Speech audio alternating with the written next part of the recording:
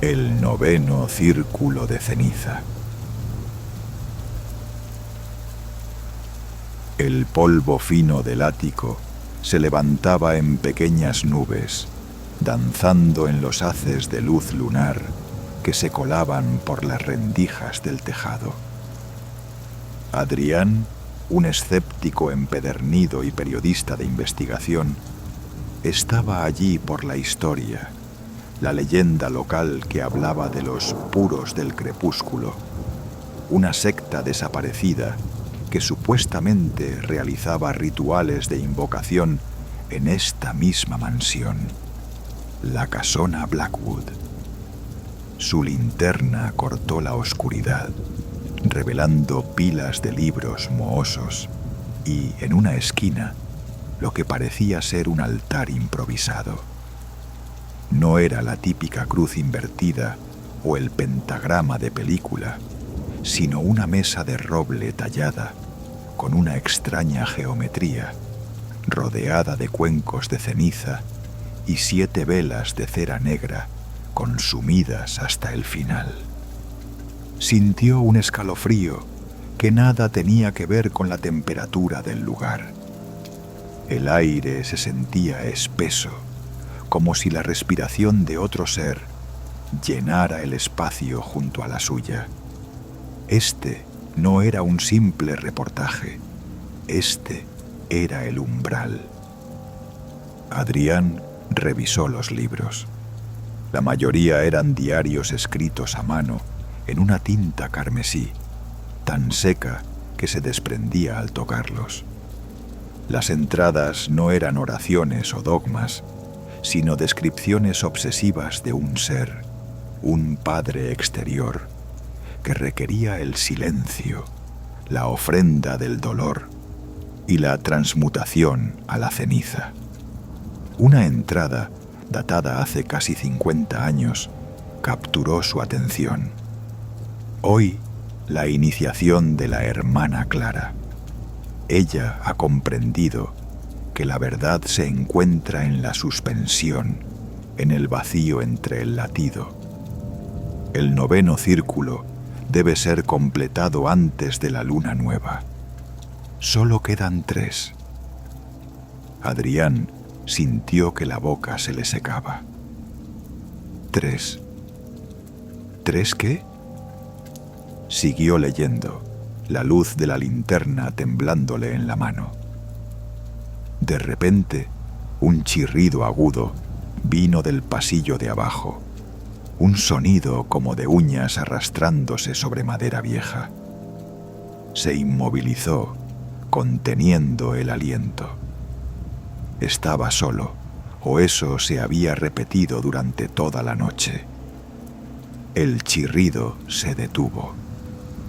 El nudo de tensión se apretó cuando encontró, bajo el altar, una pequeña caja de madera de ébano. La cerradura estaba oxidada, pero el golpe de un martillo de hierro que había traído para defenderse de las ratas la hizo ceder. Dentro no había joyas ni huesos, sino 9 pequeños relicarios de plata, cada uno del tamaño de un pulgar. 8 estaban llenos de una ceniza fina y grisácea. El noveno estaba vacío. Y justo en el fondo de la caja, grabado en la madera, se leía: el noveno círculo es el testigo. En ese instante, la conciencia de Adrián estalló.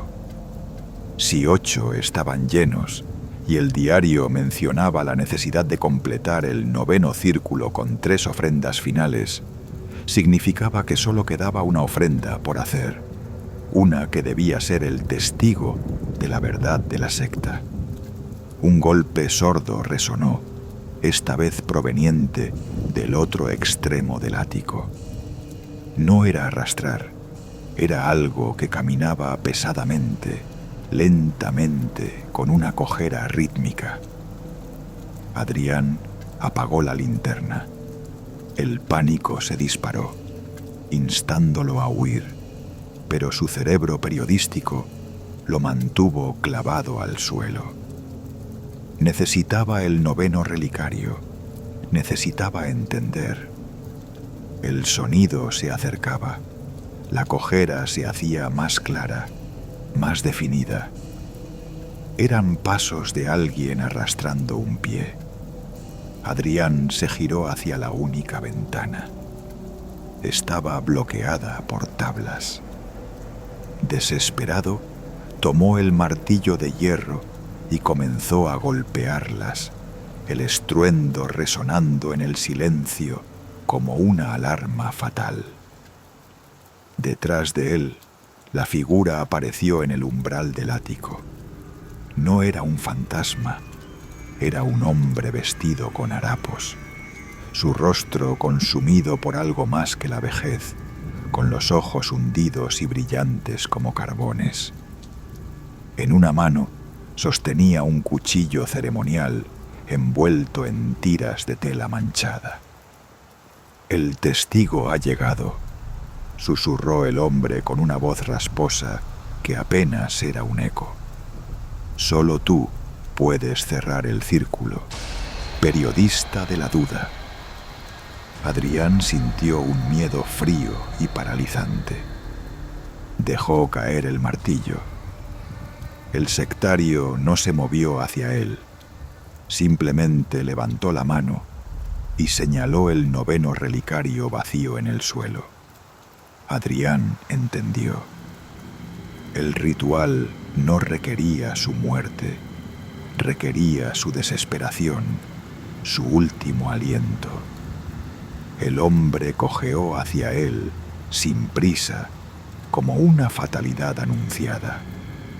Cuando la figura estaba a solo 2 metros, Adrián no gritó, solo sintió un profundo vacío. Con la última pizca de lucidez, tomó el noveno relicario. El sectario sonrió, y fue una visión de dientes podridos y locura ancestral. Adrián sintió el frío metal del cuchillo en su pecho, pero no se resistió. Solo cerró el puño sobre el pequeño objeto vacío. En el momento en que la hoja lo alcanzó, no hubo dolor, solo la sensación de que su esencia, su incredulidad, se había drenado en un suspiro silenciado. Al día siguiente, solo se encontró el noveno relicario, ahora lleno de ceniza gris. El periodista y el sectario habían desaparecido.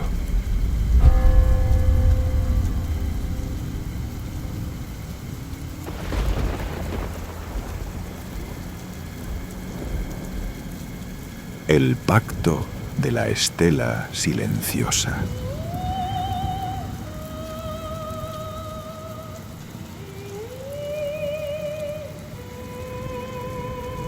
La niebla salina mordía la piel de Elías mientras desembarcaba en Porthaven, una isla pesquera que parecía olvidada por el siglo XXI. No era un turista, sino un archivero enviado por una fundación histórica para catalogar una colección privada de artefactos marítimos. El primer indicio de que Porthaven guardaba algo más que viejas redes y faros rotos fue la uniformidad inquietante de sus habitantes. Todos vestían ropas de lana gris oscuro, hablaban en susurros y llevaban collares de conchas pulidas que brillaban con una luz interna opaca. La única estructura prominente, aparte del faro, no era una iglesia, sino un monolito de basalto negro, la estela silenciosa, situada en el extremo del muelle, siempre rodeada de ofrendas de algas frescas y pequeños peces sin ojos. Elías percibió la introducción del horror no en una revelación, sino en la ausencia de preguntas. Nadie preguntaba por qué estaba allí, qué hacía, ni cuánto tiempo se quedaría.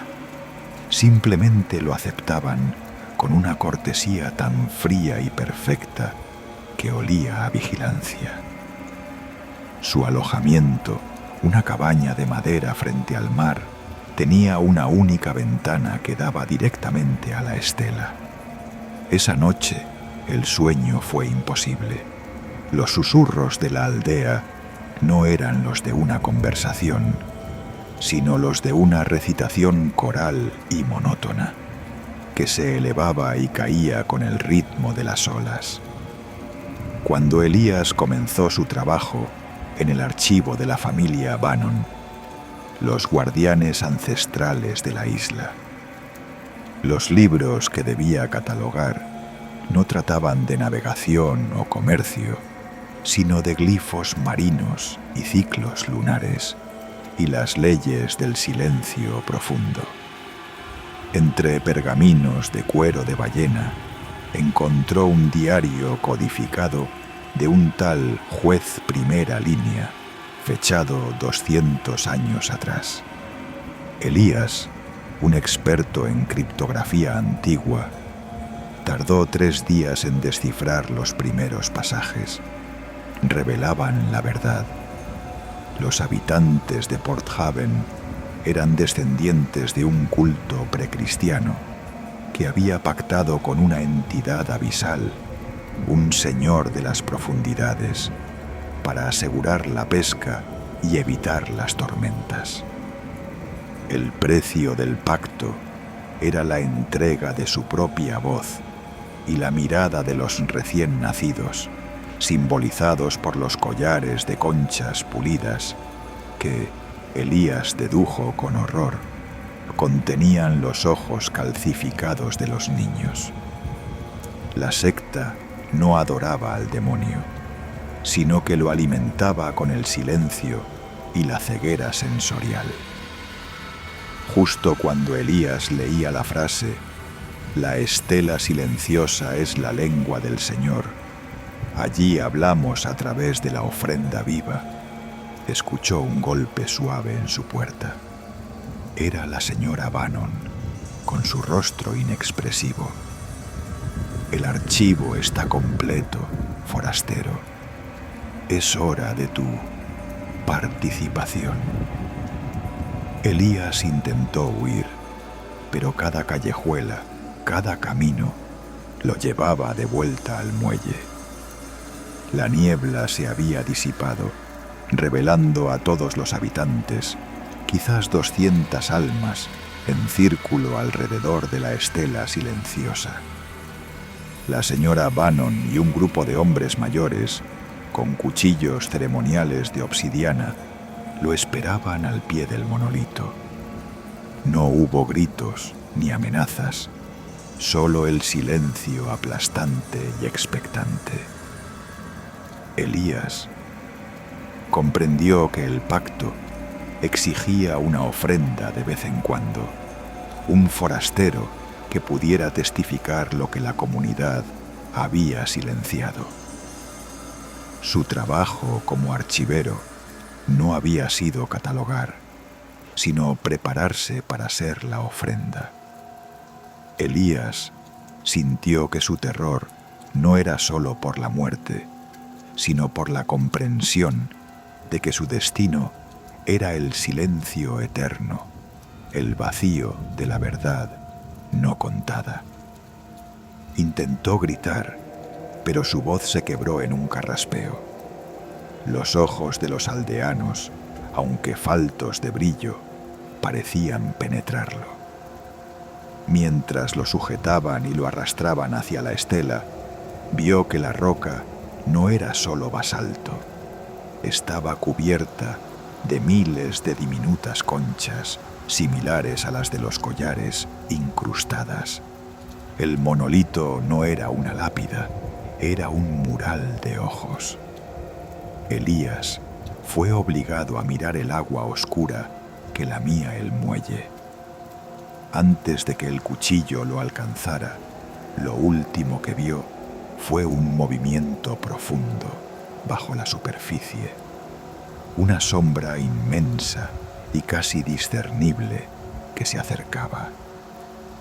Su grito se convirtió en la última ceniza sonora que que el Señor de las profundidades devoraría, cerrando el ciclo de silencio.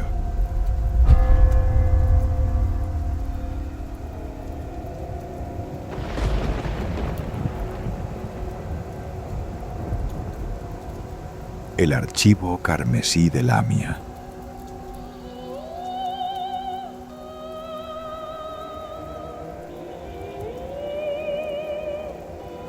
La introducción comenzó para la doctora Elena Vargas, una lingüista de renombre, con una invitación anónima y extremadamente generosa, la oportunidad de traducir una serie de tabletas de arcilla recién descubiertas en un remoto sitio arqueológico en Anatolia.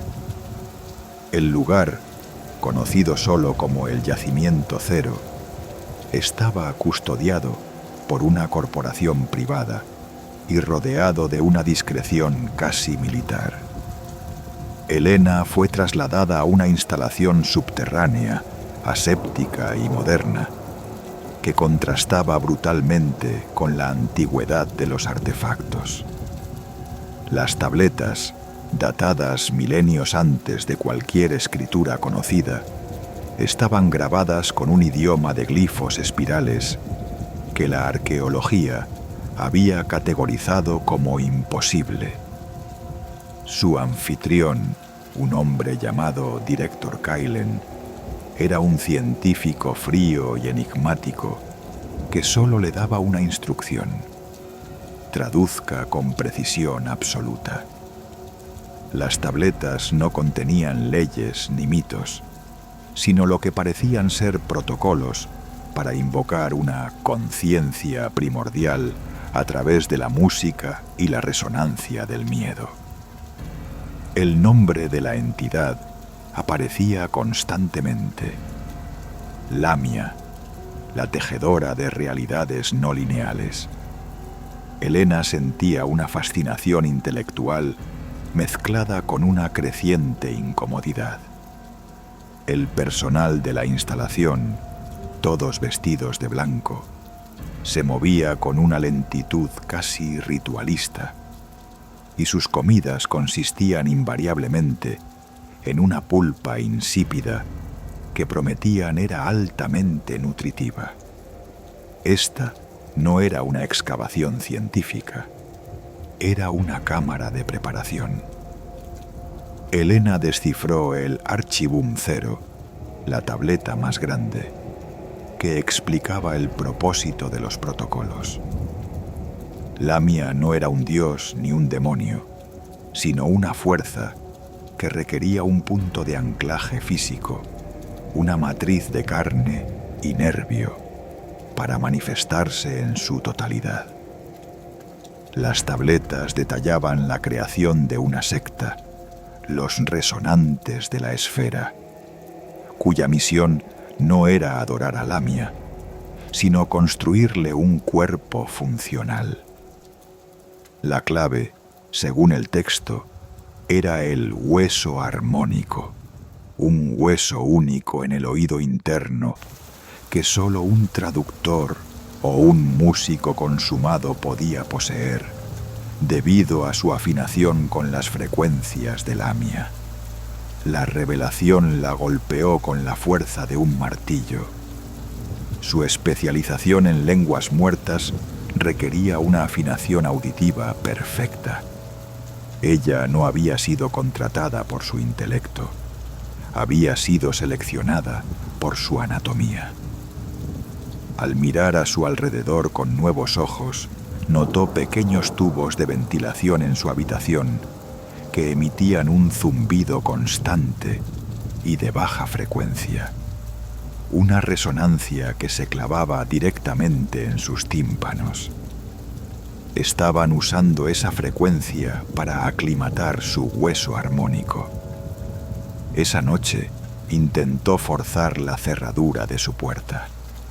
El director Kaelen apareció de repente detrás de ella, sin haber hecho ruido. Su sonrisa fue la cosa más aterradora que Elena había visto. «Doctora Vargas», dijo Kaelen, su voz un murmullo profundo. Lamia aprecia la armonía. Su oído es perfecto para la siguiente fase. Gracias por el archibum. Ahora solo necesitamos la clave.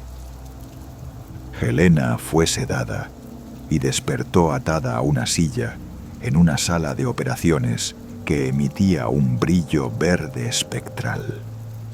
Kaelen, ahora vestido con una bata negra ceremonial, supervisaba a dos asistentes que no mostraban ninguna emoción, ni siquiera malicia.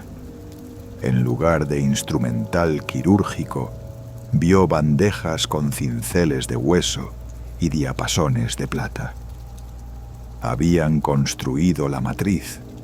Ahora iban a implantar el catalizador, su hueso armónico.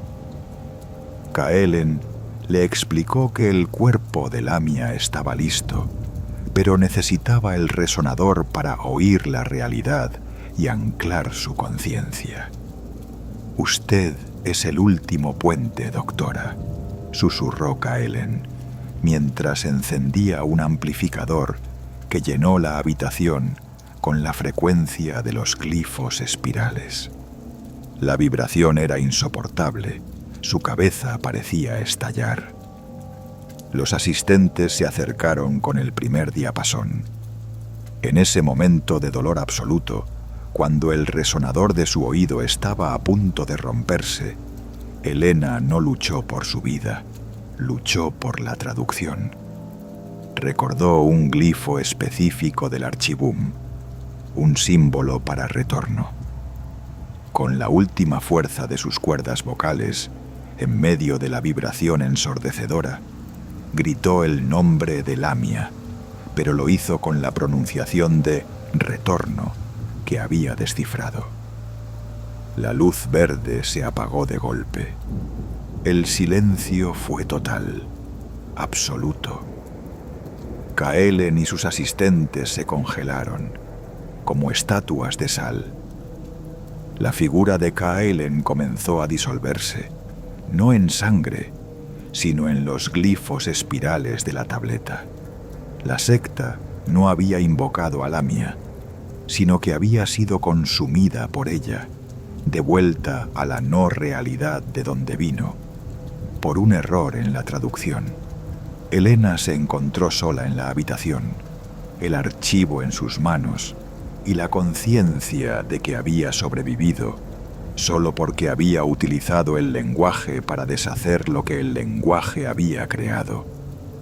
Pero la pulpa insípida y la música sutil ya habían dejado su marca. Sabía que ella era ahora el verdadero archivo.